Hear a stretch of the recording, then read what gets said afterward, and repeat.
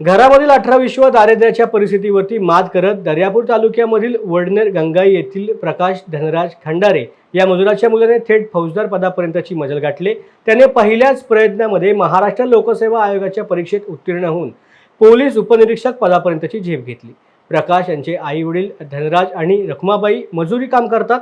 काल महामानव बाबासाहेबांच्या जयंतीनिमित्त गावामध्ये उत्साहाचं वातावरण असताना प्रकाश खंडारे फौजदार झाल्याची बातमी प्राप्त झाल्यामुळे सगळ्या गावाला आनंद झालाय।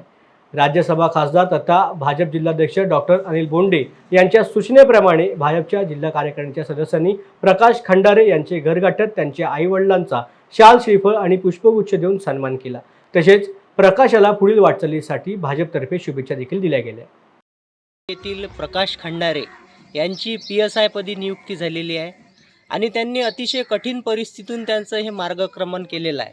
तर त्यानिमित्त आज भारतीय जनता पार्टीच्या वतीने त्यांचा इथं छोटेखानी सत्कार आयोजित करण्यात आला होता की जेणेकरून जे स्पर्धा परीक्षेची तयारी करणारे जे विद्यार्थी आहेत ते सुद्धा यामधून प्रेरणा घेऊन जे गोरगरिबीतून समोर आलेले विद्यार्थी आहेत ते सुद्धा प्रकाश भाऊ यांच्याकडून प्रेरणा घेऊ शकतात। त्याकरिता हा सत्कार समारंभ आयोजित केला होता आणि इथं आमच्या महिला मोर्चाच्या उपाध्यक्ष मालाताई डोयफोळे, त्यानंतर आमच्या गिरपुंजेताई, आमचा ऋषिकेश इंगळे, त्याच्यानंतर आपले कुलदीप, आमचे रमेश काका जोध, हे सर्व आमचे रोशन भाऊ हे सुद्धा सर्व उपस्थित होते। आमचे चक्रधर भाऊ सोळंके, सर्वांच्या उपस्थितीत हा कार्यक्रम इथं साजरा झाला।